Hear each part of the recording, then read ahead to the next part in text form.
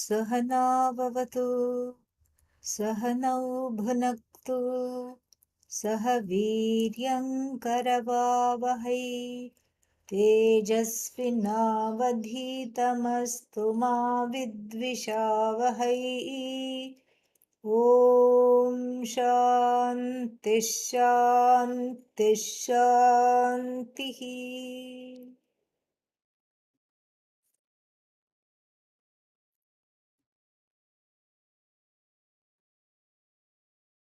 We are on verse 73.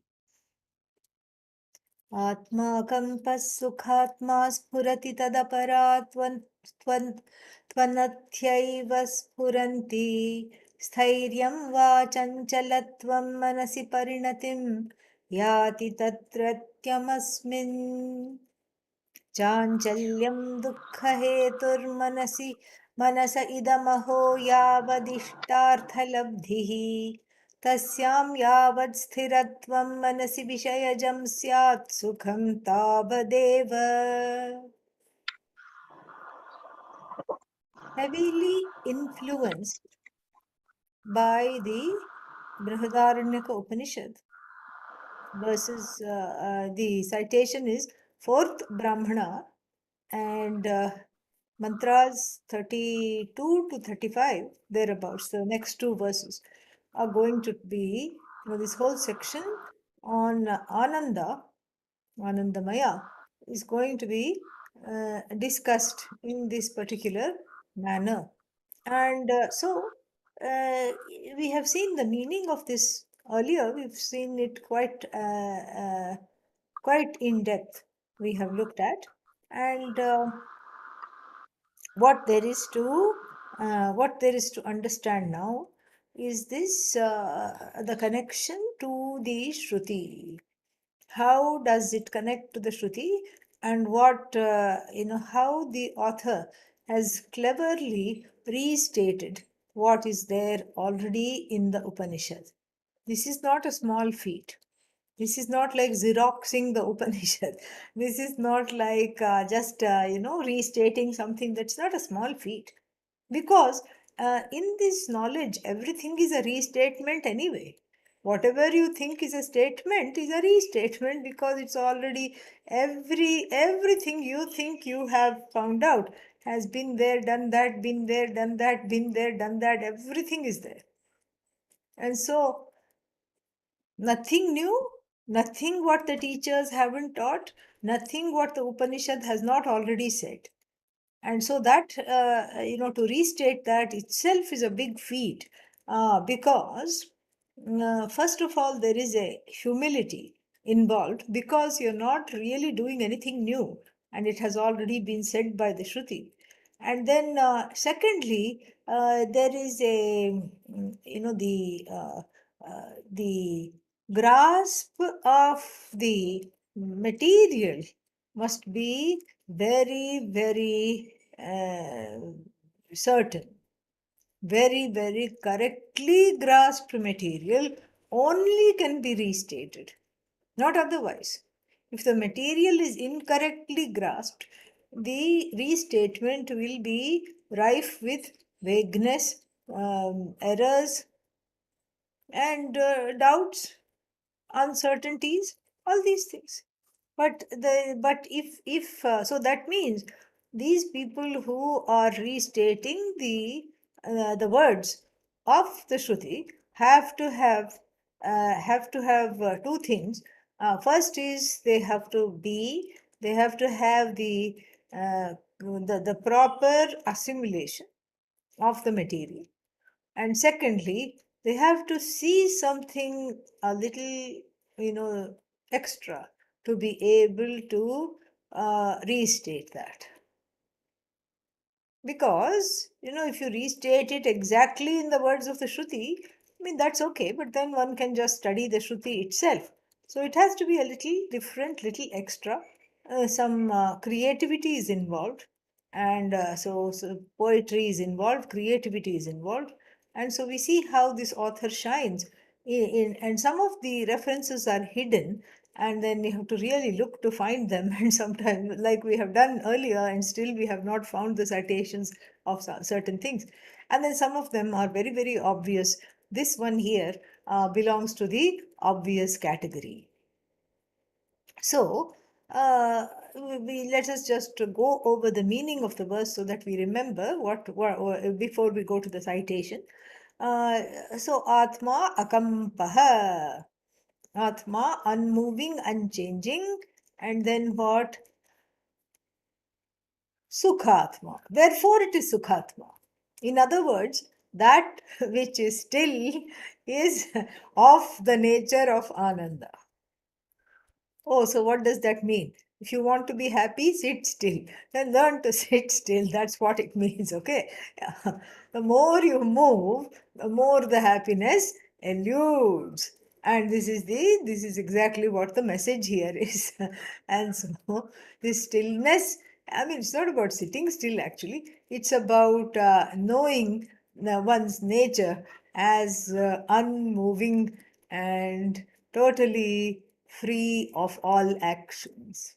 And this kind of a knowledge, unmoving and totally free of action I am, calms down firstly the impetus to be frenetically involved in action in order to reproduce some bits and pieces and fragments of happiness.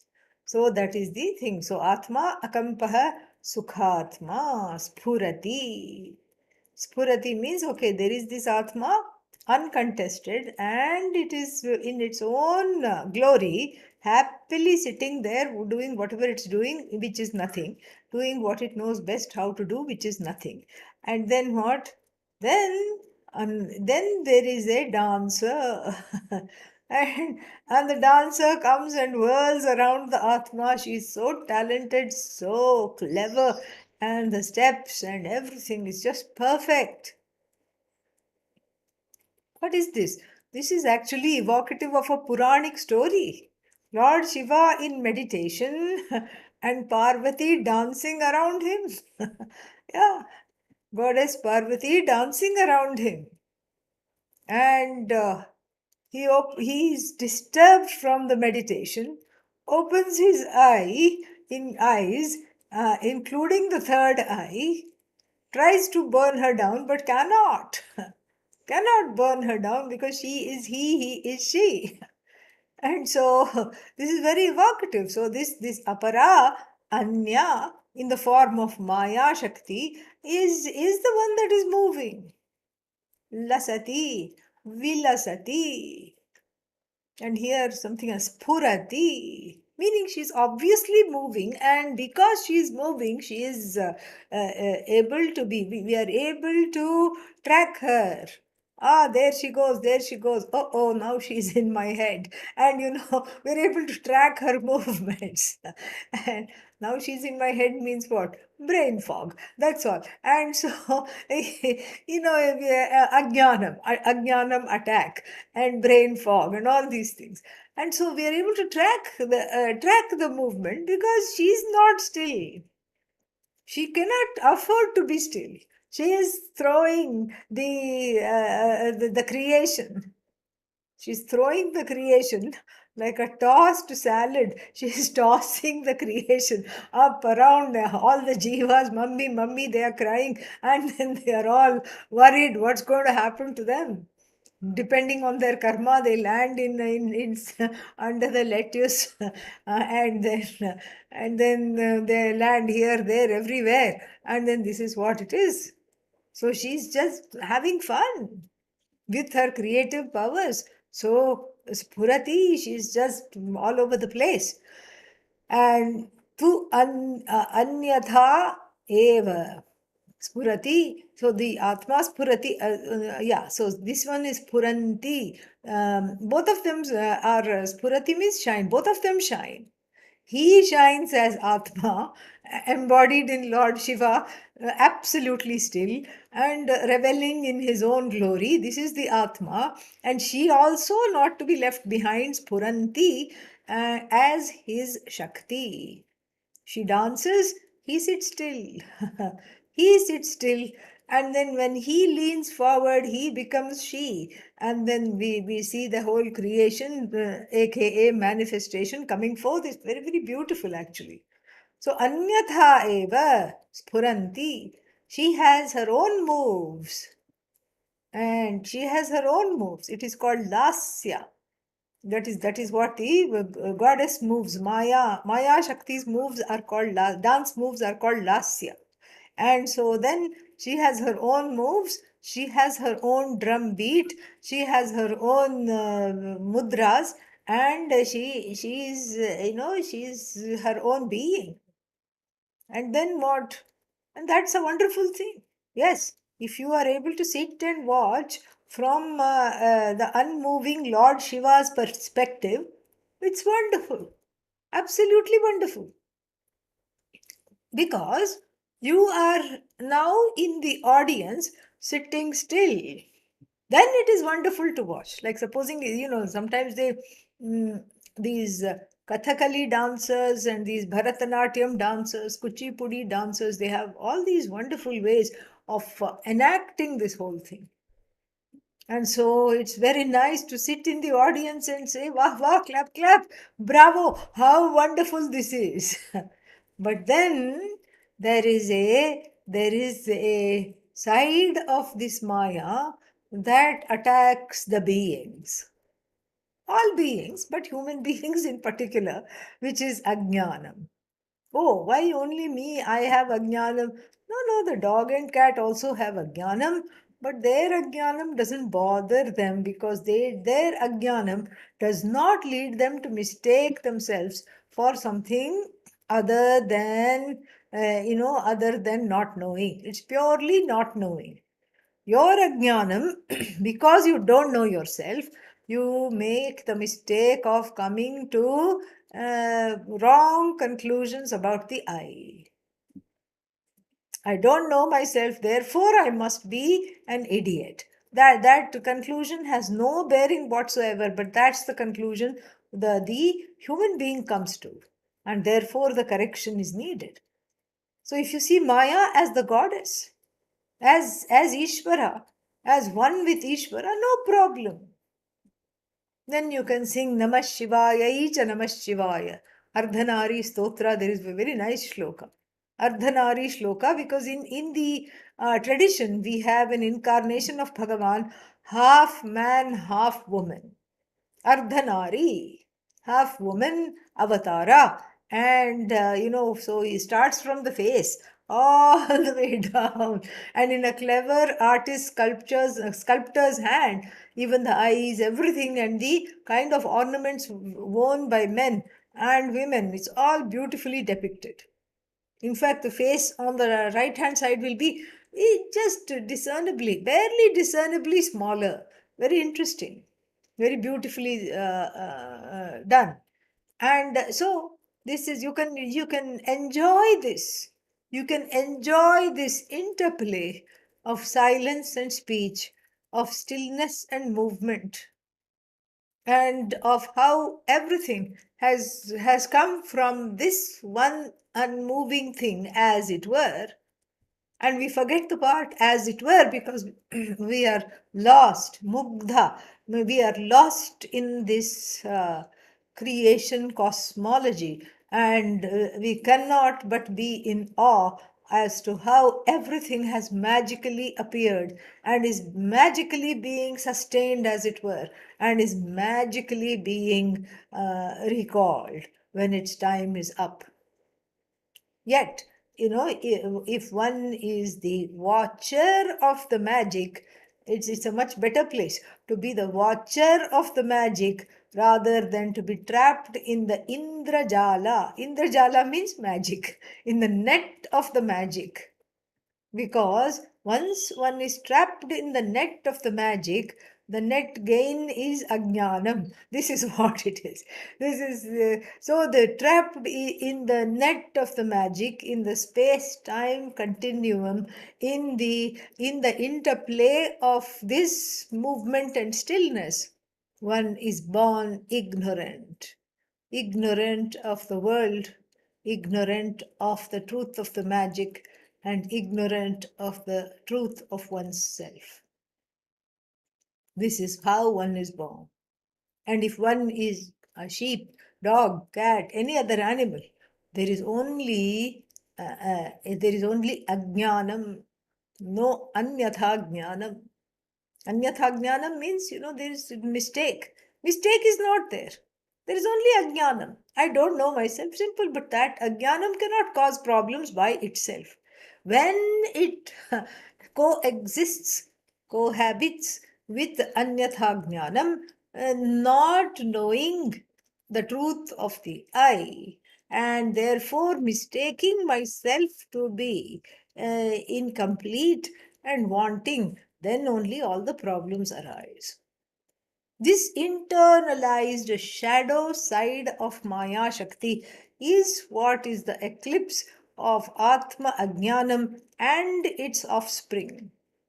Therefore, I am not good enough. All these feelings are the offsprings of Ajnanam. Therefore, I desire to be better, and therefore, I get into activity in order to accomplish something or the other. When all the time, life after life after life after life after life, relentlessly chained to action and its results. This is all Maya Shakti, the underbelly of Maya Shakti.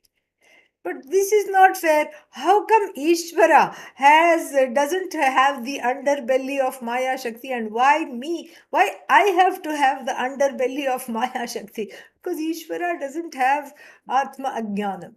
Not fair. How come Ishvara doesn't have Atma Ajnanam? Because Ishvara doesn't have a head. Okay, yeah, because for Ajnanam has a location somewhat, you know. Yeah, Satchidananda, no location. But Ajnanam has, as it were, a location. It manifests in your buddhi, and that's why you say, I need Vedanta. I don't know. I don't know. That's why I need Vedanta. And the fact that you say you don't know, meaning that this Ajnanam is, as it were, located, quote unquote, in the body, mind, sense complex, in the buddhi of the jiva. It's located in the buddhi of the jiva. And as long as the buddhi is eclipsed by Atma Ajnanam, the Antahkarana has Atma. Antahkarana means inner instrument, mind, all these things, mind and buddhi, ahankara, everything. As long as they have the shadow of Maya in the form of Atma Ajnanam, they are eclipsed. The knowledge of oneself as free, still, and Ishvara, and the recipient of and not recipient, the one who lives unbridled happiness is not understood, cannot be understood, cannot. So Ishvara, why he doesn't have Atma Ajnanam is not a proper question, because Bhagavan does not have a head. Bhagavan does not have Antahkarana. Bhagavan doesn't have a mind to be able to sit and say, why me? Okay? And so that's a very good reason why Ishvara doesn't have Atma Ajnanam. Because there is no place where the Atma Ajnanam can come and sit. All power, all knowledge, omniscient, all pervasive. Ishvara. Jiva wondering how to spell omniscient and thinking of early childhood grammar rules. Always I before E except after C. And so this is what the Jiva's lot is. And so this is exactly what the Maya does for the jiva, who has a place where the Maya can sit and knit knit wool over the eyes. That is what she will do. She will knit some a little eye band, so that one is not able to see the glory of oneself, avarna shakti.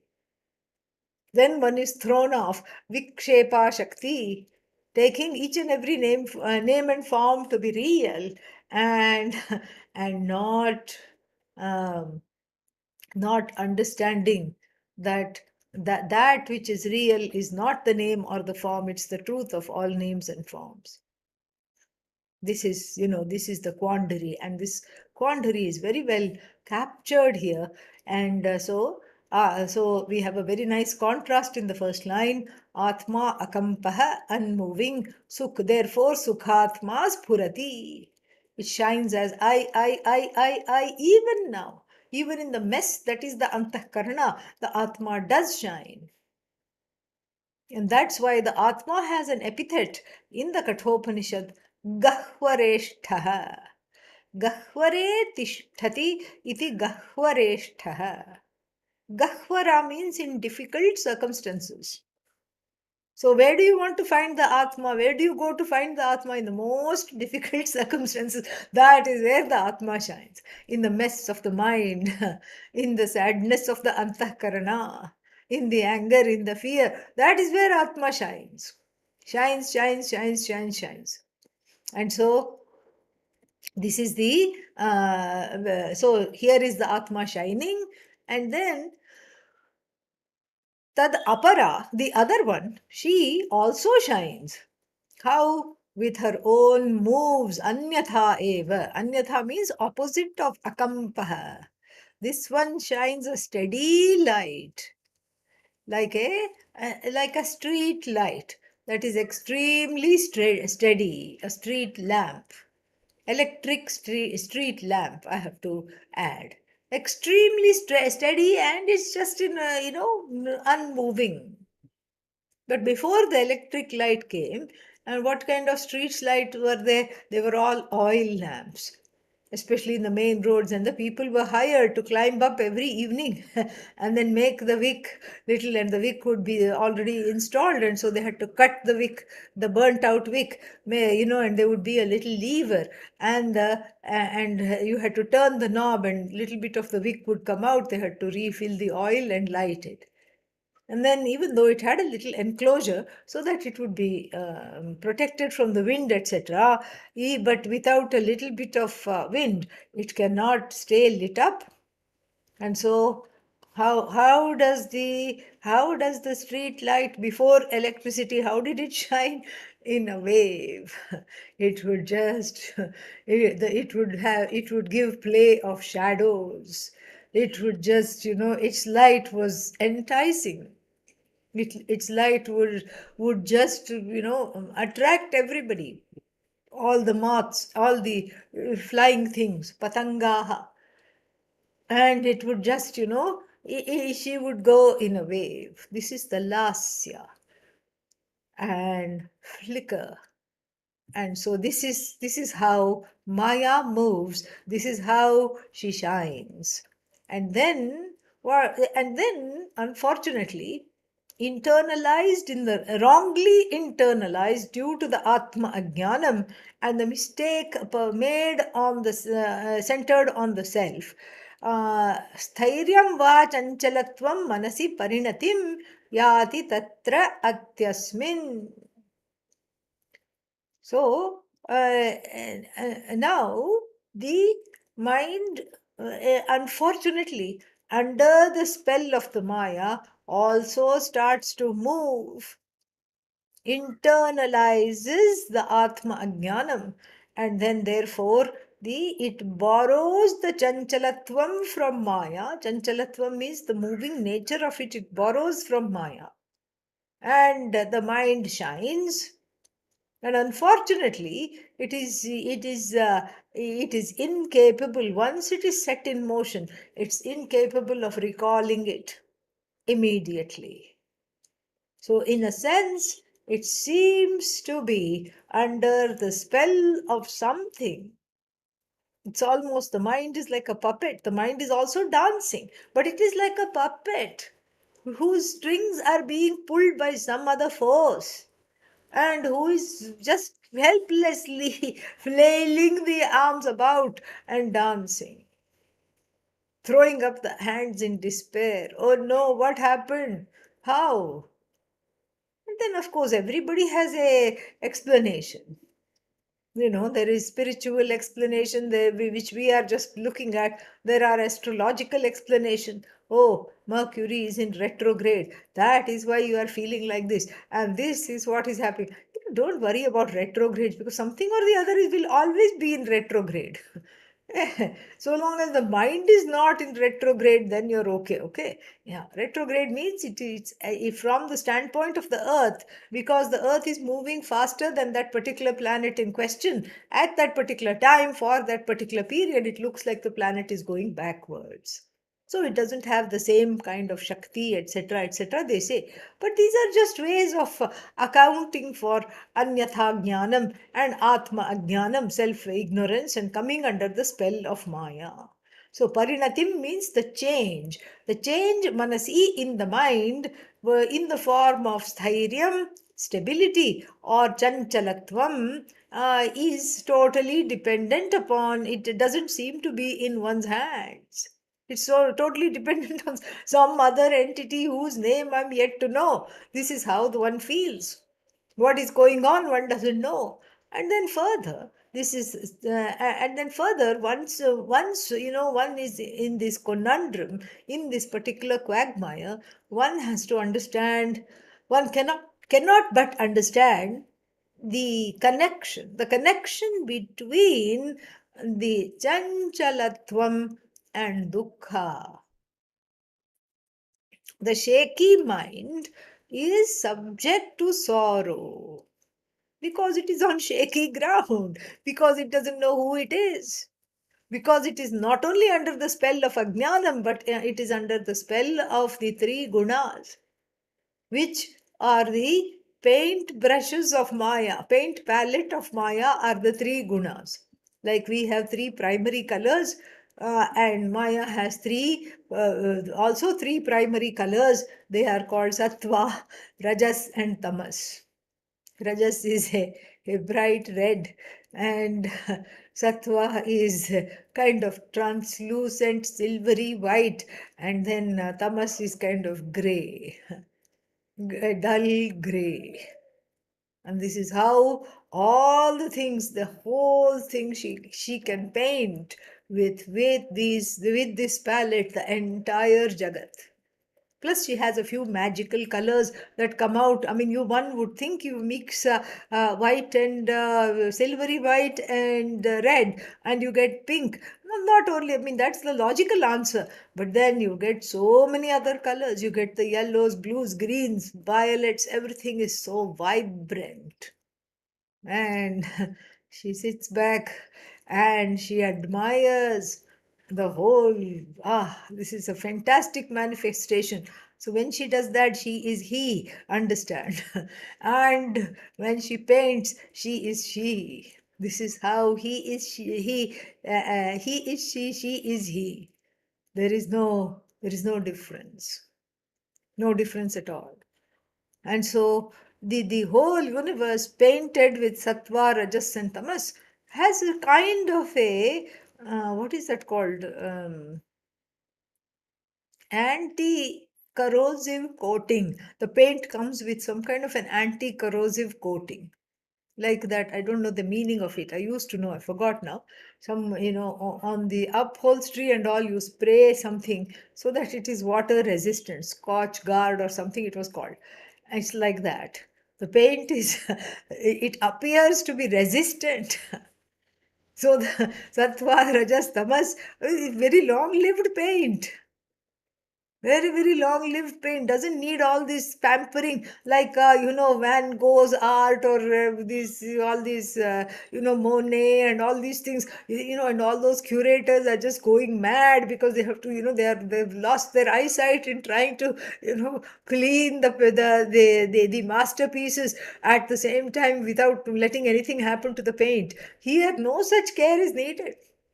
She has taken care of it all. One seems to be completely bonded, pun intended, to Rajas, Sattva, Tamas. All these things that cause chanchalyam, that cause movement. In other words, one is part of the tapestry which one wants to flee. The whole Jagat is like the tapestry of of a wonderful, embroidery. And she has threads, and now, oh, I thought she was painting. Yeah, no, she's very versatile. Now she's a master embroiderer. She has mastery in using these threads. Or you can take her as a painter. She paints the sun is there, everything is there. And then you are also there, a little stick figure walking up a path, head hung high, hung low. Why? Because one is under the spate of rajas and tamas. And so the main thing to know out of this entire discussion is chanchalyam is equal to dukkha hetu. This is what the author says.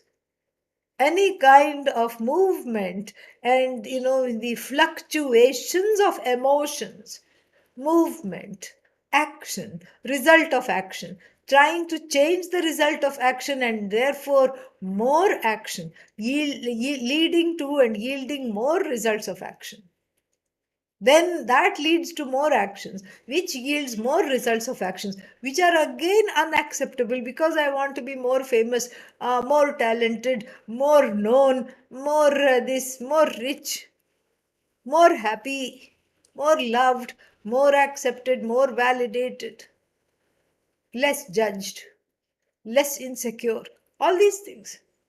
And then more.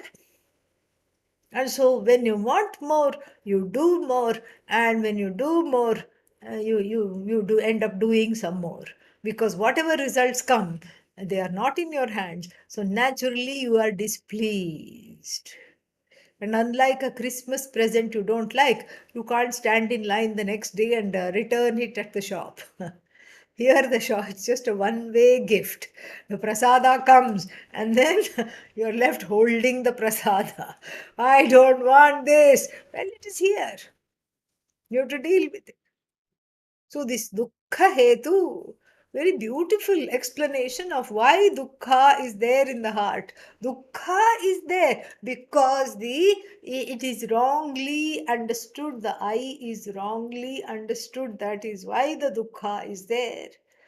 And dukkha is there because one does not accept the self. Dukkha is there because in trying to make the self acceptable, one runs around like a chickenless head. I flipped that metaphor on purpose, you know. And then and dukkha is there because after being in this mess, one doesn't know how to come out of this mess. So chanchalatvam is equal to dukkha, cause of dukkha, very beautifully expressed. And so therefore, idam, aho means hey you, yavad ishtartha labdhihi. So please understand that this chanchalatvam and this thairyam, sthiryam and chanchalyam, sthiryam stillness, chanchalyam movement. And so this thairyam and chanchalyam, the stillness and movement, the tranquility and the agitation, in other words, of the mind, even though it looks like random, there is some randomness to it. Suddenly I'm sad, suddenly I'm okay, and then now, oh no, I'm sad again. Even though it looks like randomly it happens, the author here says that it is actually in your hands. It is in your hands to be happy. What do you need to do in order to be happy? Calm the mind. Let the mind be tranquil. Discover the tranquil mind. And so, and how to discover the tranquil mind? When the mind is tranquil, observe carefully. And what is there to observe carefully when the mind is tranquil? Observe. Look at the fact that you have just fulfilled a desire. You have just fulfilled a desire, and therefore the mind appears to be tranquil. And then, how long is it tranquil? Until another desire raises its head, ugly head. So the tranquility is in between the desires, and of course, in sleep for a longer time, because in sleep there are no desires other than the desire to go to sleep, which has already been accomplished.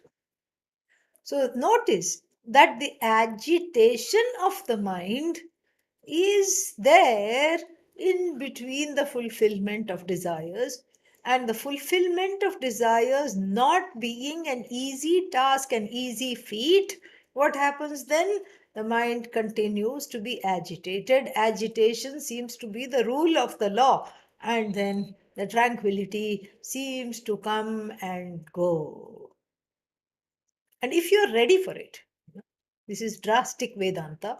If you're ready for it, drop the actions. This is what it is. Yeah. Drop the actions. Oh, how can I stop eating? Well, you don't have to go that far. Eating, drop the actions means kamya karma. There are many kinds of actions that one does. They can be grouped into five. Five kinds of actions are talked about in the Shastra. And the first one is called Nitya Karma, things that have to be done daily. And these include, so starting getting up in the morning, brushing teeth, doing puja, and all these things are called Nitya Karma. Then we have certain occasional karmas. For example, things you do in the weekend. You may relax, watch your favorite show, go to a friend's house, all these things. You don't do that every day. You do it once or twice a month or maybe in the weekends. This is called Naimittika Karma. Like this is, we have examples in Laukika Karma, everyday karma, and then also religious karma, Vaidika Karma. Religious karma, Shraddha, is one such example. The funerary ceremonies, every yearly death ceremonies that people do for their loved ones, that is naimittika karma. So nitya karma, naimittika karma. Naimittika means there is an occasion for it. It's not done every day. Like a new year is celebrated once a year. If every day was the new year, then there's no fun. It would be a chore to perform. Thank God it only comes once a year. And then, so Nitya Karma, Naimittika Karma. And then the third one is Kamya Karma. Kamya Karma means it is not enjoined by the teachings, by the Shastras. It doesn't say you have to do this, all this. Like, for example, the Shastra says, when you, just before you eat, throw a handful of grain for the birds, for the, everything, other insects, birds, whatever it is. Yeah, that much we can do. And so this is all nitya karma. But then there is kamya karma. This is not enjoined by the shastra.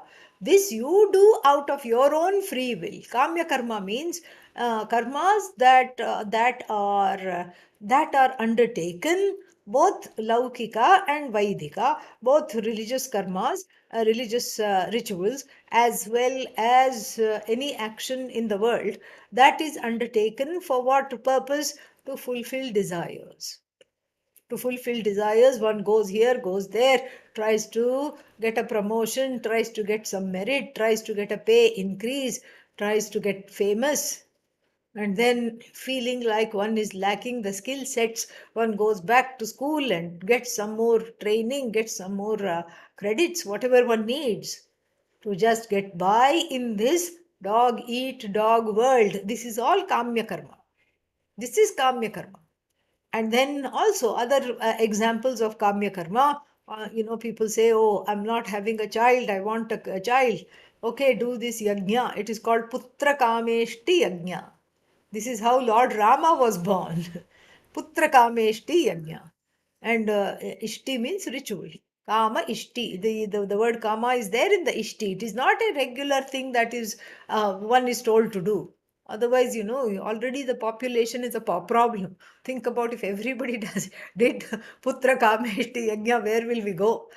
And this is only rarely done because it's a very expensive ritual. Only kings and really rich people can afford to do it. And so why Why is that? The Veda wants to make sure that whatever children are brought into this world, one has the means to take care of them. That's why it is so expensive and very cumbersome and very, very involved. And so, therefore, so these are, and then Chandi Home for the sake of money and blessings of the goddess, so that all the things will be in harmony in my life. So I want fame, and and then I want. Then there is all these strange desires are there. I want everybody to love me. My question is why? Why do you want everyone to love you? Give me one simple answer why you want everyone to love you. So what if a few people don't like you, or few people don't care about you? No, no, no. I want everybody to love me, and I want everybody to listen to me. This is another, what is that? Bimari. Bimari means sickness. And this is another sickness. We have to check the temperature of the people who say, I want everyone to listen to me. Why? Why should they listen to you? Why can't they listen to the wisdom of their own self? No. So there is a special homa for that. The Veda accepts that the human beings are absolutely, absolutely mad, and then allows for these desires and channels these desires through the various keeping them busy through various fire rituals, etc. Acknowledges and channels the desires, so that the people who are doing these desires, at least what they gain as a result of this is some antahkarana shuddhi, some freedom from those very desires they gain. This is the whole idea.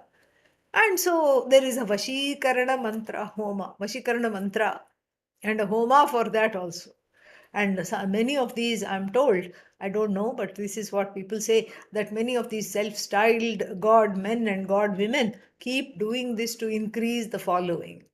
And so apparently one becomes very charismatic, and one becomes where everybody wants to, one becomes like a magnet, and the whole world, and all the people in it are like iron, and they all get attracted to the magnet. This is called Vashikarana mantra. There's even a Vashikarana Homa is there, Vashikarana Mantra is there. Vashikarana means to keep the people in your spell. That is what the thing is. Of course, the Homa being finite, the results of Homa are infinitely finite, and then the same ritual has to be kept on being repeated again and again. And the more you do the same rituals, the less the Shraddha, the less the Bhakti, the less the devotion, and then so the dividends are also less and less. And so this is a very sad state of affairs. And so what happens as a result? Nothing happens. And so this is kamya karma. The third kind of karma, kamya karma, where one takes recourse to Bhagavan in the form of prayer, and unleashes various kinds of prayers and rituals in order to get what one wants. And also kamya karma includes any other ways in which I try to manifest a better life for myself.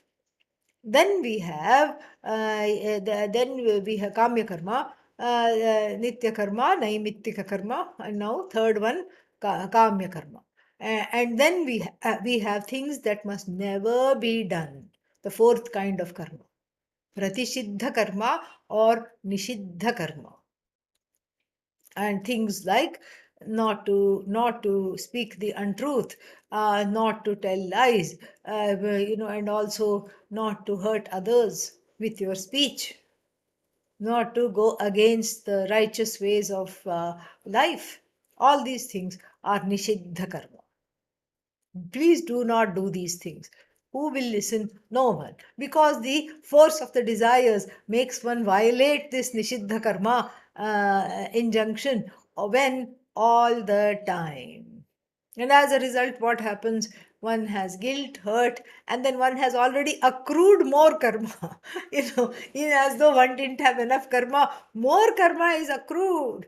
And because of this karma, then the results of action, and then again action. There is that notion of bondage.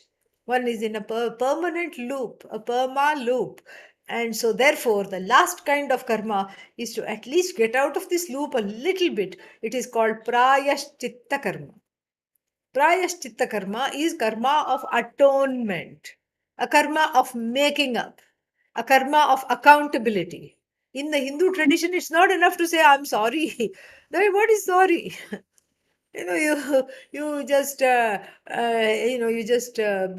accidentally push somebody and you say, I'm sorry. And then somebody kills somebody and they say they are sorry. This one, that word has no meaning. In fact, there is no word for sorry in any of Indian languages. For that matter, no thank you also. We are a thankless and but that we cannot conclude as a result that we are a thankless and unrepentant culture. No, we have our thank you means kritagnyata. I know what you have done for me, and I'll never forget it, and I'll never let my children and my children's children also forget it. This is how it is. Somebody has come to your aid, and that is never forgotten. It is repaid for life. Sometimes even in the next generation, it continues to be repaid. Oh, your grandfather helped my grandfather in a difficult time. People do this even now in India. Oh, why are you doing this for me? Well, 4 generations ago, this is what happened. And that is why we are thriving, because of the timely help rendered by your family. This is gratitude. It's not just saying thank you and absolving yourself of all accountability. And there is no sorry, because we have prayashchitta karma. Prayashchitta karma means accepting accountability. And it doesn't have to be done in the open, because such things are embarrassing. And so it is just a private affair between you and Ishvara. And you can just say, you know what, I have done things which I'm not proud of. In order to make up for this, I will do this much japa, and I will give this much in charity, whatever it is, whatever you decide to do.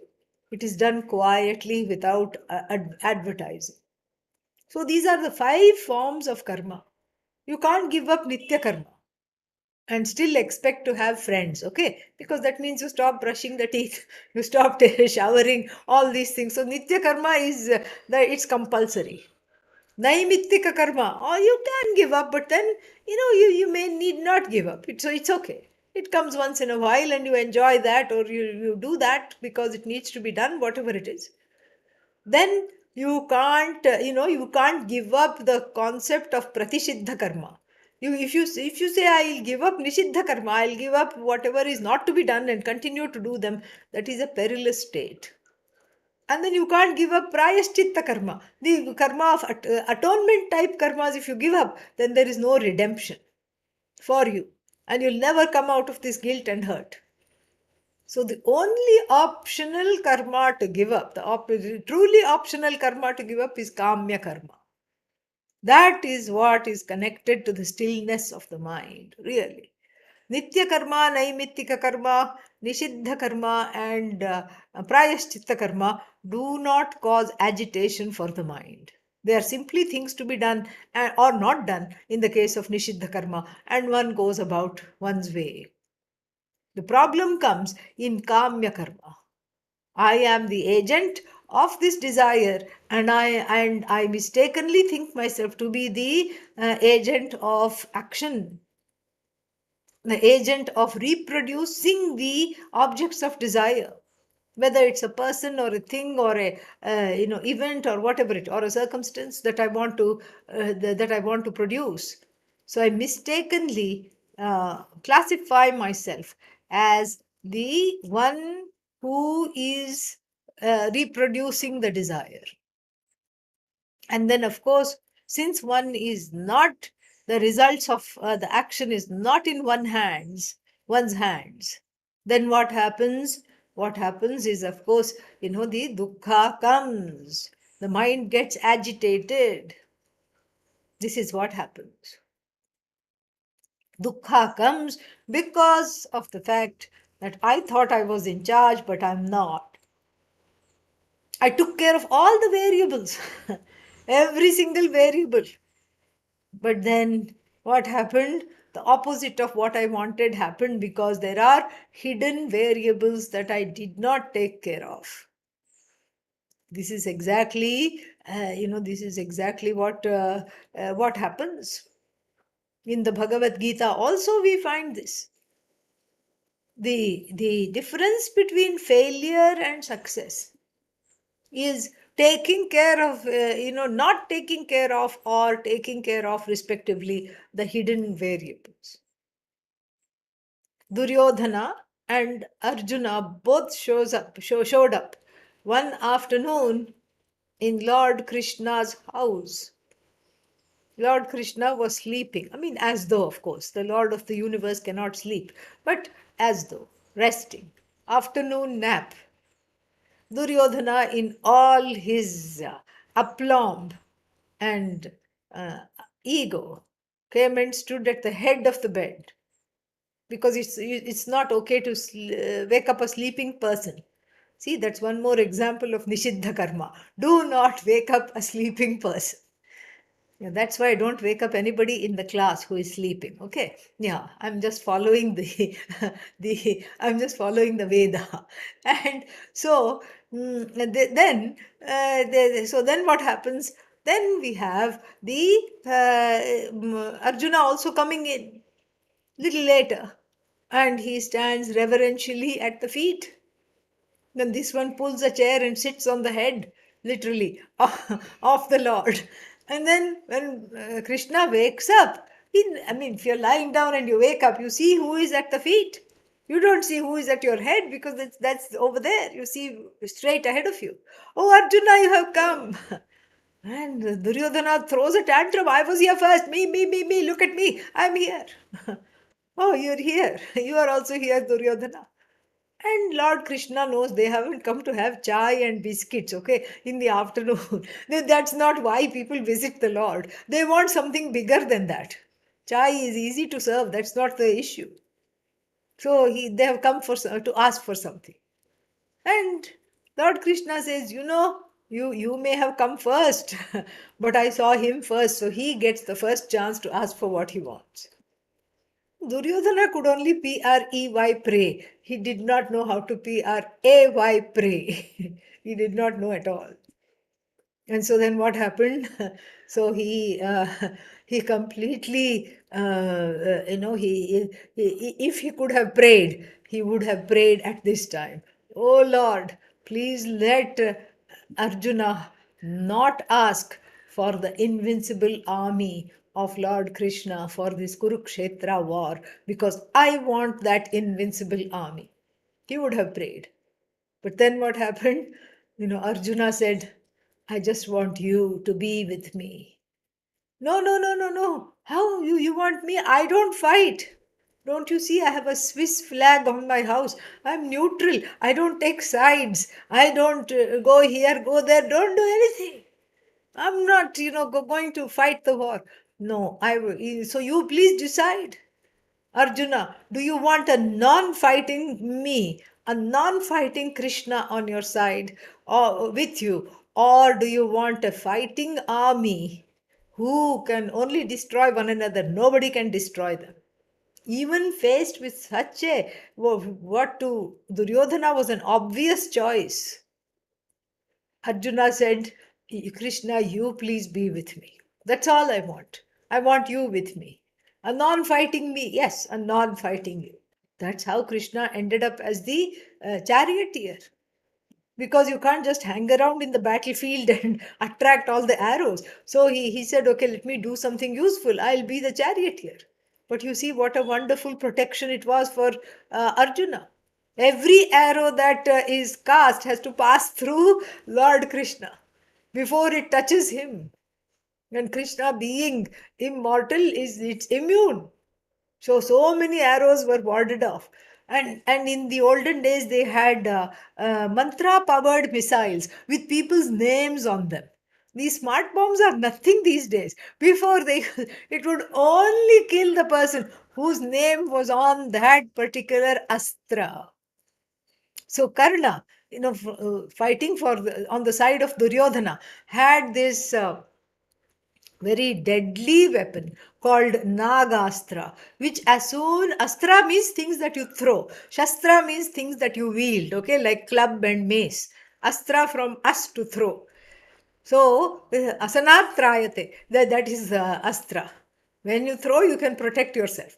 So these kinds of so this when you threw this nagastra, it turned into some kind of a snake with knives, and it had a name on it. It had Arjuna's name, and so it was supposed to find him and decapitate him.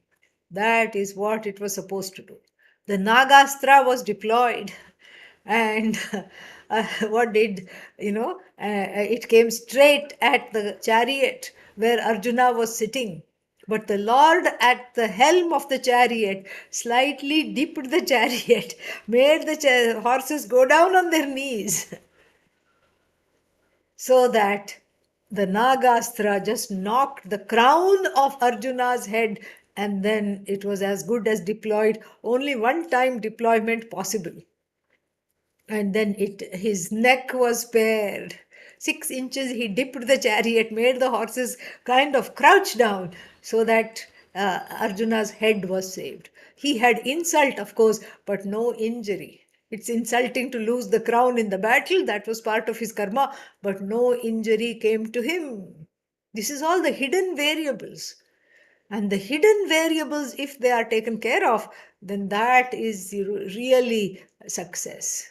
Otherwise, one can keep on trying to manufacture things, that one wants all the time without daivam. That hidden variable in Sanskrit is called daivam, the Ishvara factor, the God factor. And they have recently discovered, a few years back, they discovered the God particle. And but here, this is not God particle. This is the factor that makes the difference between success and failure. And if this is not understood, and if one is not able to harness the powers of Bhagavan, for two purposes. One, to even perhaps get what one wants, that is in the beginning. But as one grows and evolves and matures emotionally, the daiva to harness is to say exactly what Arjuna did. I just want you. I don't want anything else from you. I don't want you to give me anything. I just want you. And that's more than enough. That is more than enough. I don't need anything else at all from you. You just be with me. Give me the courage to face whatever comes because I know you are with me. That is when the tranquility of the mind is attained. That is when dukkha starts to go, at least relatively speaking. On the everyday level, people are able to have a good day because, because this is taken care of. And then, of course, on the absolute level, this dukkha is taken care of by atma jnanam, and then one is no longer in the spell. What is the spell? The spell is, as long as the desires are getting fulfilled, I'm okay, and as long as the desires are not getting fulfilled, the mind is agitated. No more agitation of the mind, because prayer is an action, and when there is a desire that is not acted upon, it causes frustration. And so therefore, what do? I just pray for there to not be any kind of a frustration. This is what it is. I take care of the hidden variables and have a calm and a tranquil mind, all the better to pursue the knowledge with. More we'll see next week. Om Purnamadah Purnamidam Purnat Purnamudachyate Purnasya Purnamadaya Purnamevavashishyate. Om Shanti Shanti Shanti. Harihi Om Shri Gurubhyo Namaha. Harihi Om. Thank you.